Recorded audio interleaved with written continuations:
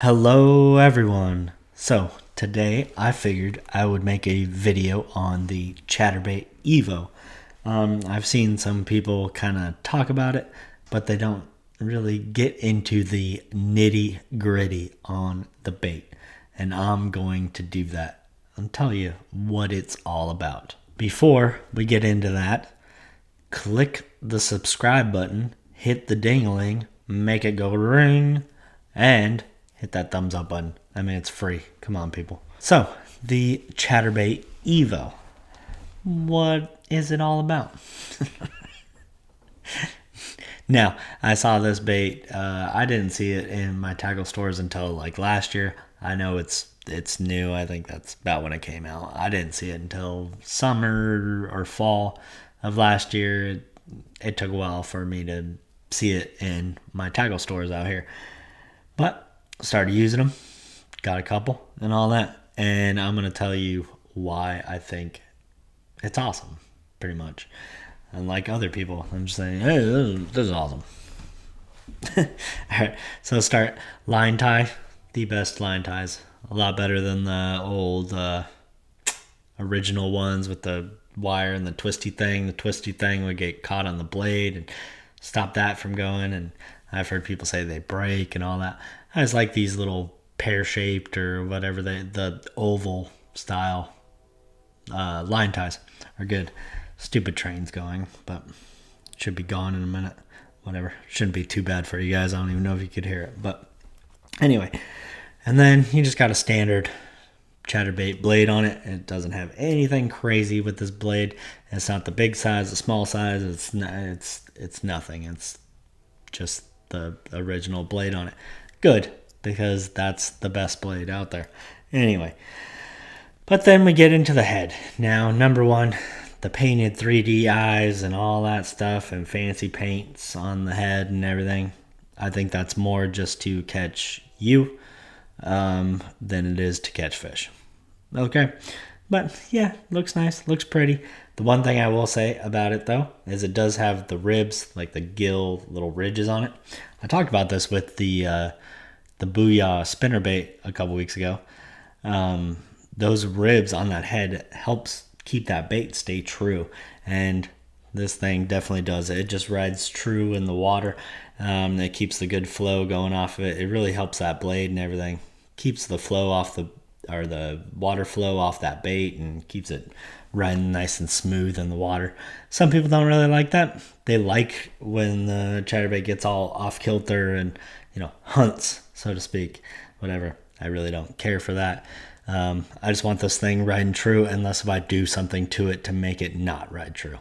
I want this thing to just, if I'm just reeling it in, I want it just ticking the whole way back to the boat. Unless if I'm making it do something else. So, so I do like the little ribs on there. It does actually ride really true. It keeps thumping. Let's get to the skirt.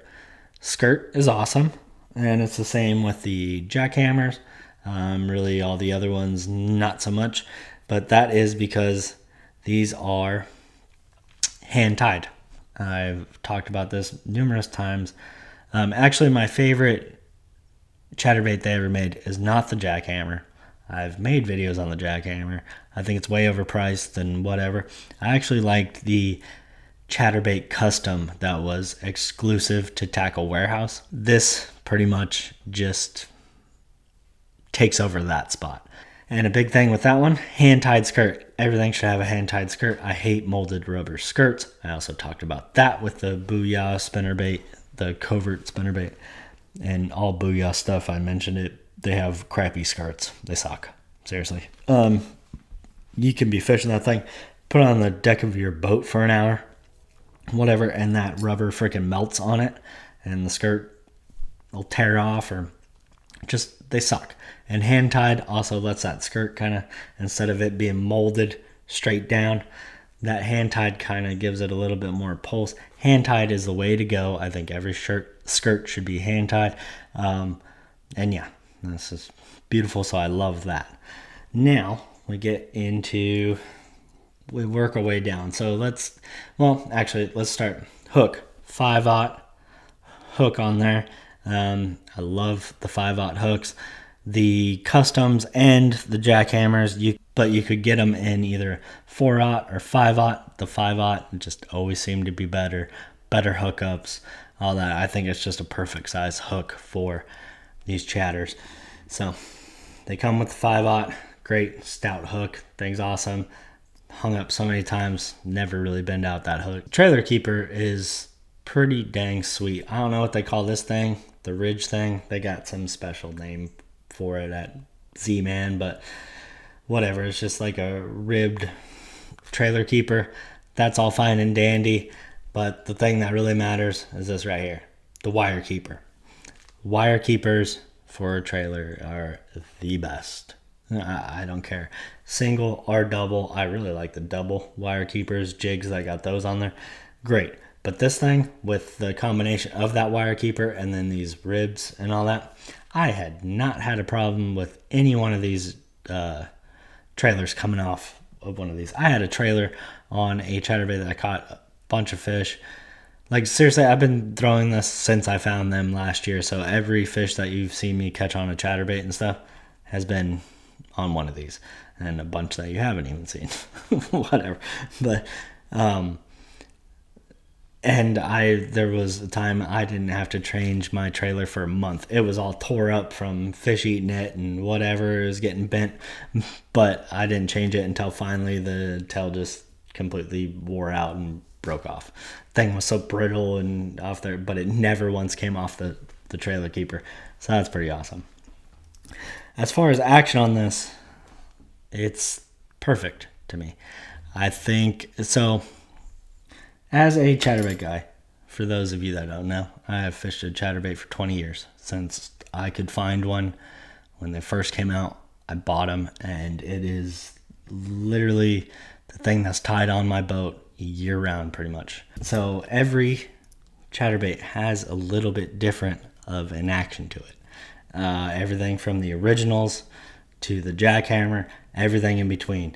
I've tried the minis, the bigger blade ones, the weedless ones, what are the Project Z or whatever. I hate those things. Don't get me started on those. But and everything, those customs, all that stuff, and they all have a different action to them. I like the subtleness of the original a lot, but there's also times I love that thump of the jackhammer. This thing it's right up there with the jackhammer as far as thump. It's a little, maybe not as aggressive, but I don't know. It's like perfect. It's hard to describe. If you have the right setup, which I've made videos on this too, the right setup for throwing a chatterbait. If you want me to make a video on that, I can do that real quick. Just comment down below. But the perfect setup, because that is very important. But with the perfect setup, you can feel the difference on no matter which one you're throwing. So, and this just feels right, and it gets bit. But also, they got the tungsten ones out too. Let's talk about price. Yeah, the original Evo, and it's like $8. So you're still spending half the price of a jackhammer. And you get two of these. I'm telling you, I like them more. So these Evo tungsten ones just came out, I think last year too. I don't even know. They might have just come out this year. I don't know. I didn't see them until just recently in my tackle stores, and they are like the same price as a jackhammer. So I do like tungsten weights though. I mean, it's very small of a difference. These are both 3/8, but you can just barely see the difference in the size of heads there. Regular, and then like lead, and then the tungsten. They're smaller, but I do like tungsten jigs. I like the extra feel that you get out of tungsten.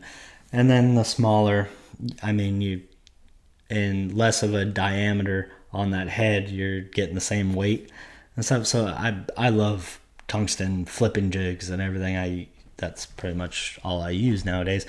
So we'll see it on the chatterbait, see how that goes. But I like them for the extra feel. Smaller diameter can get into cover better and all of that. We'll see It might keep it from hooking up on sticks and things like that, because a big problem with that is the head hitting the blade and getting it all cockeyed and caught. It's really a big reason why you get stuck on trees and stuff. A lot of people do with the chatter. It's not really the hook, it's the blade and everything. But whatever. That's just a quick review. I didn't want to go this long. Sorry. But I'll see you guys on the next one.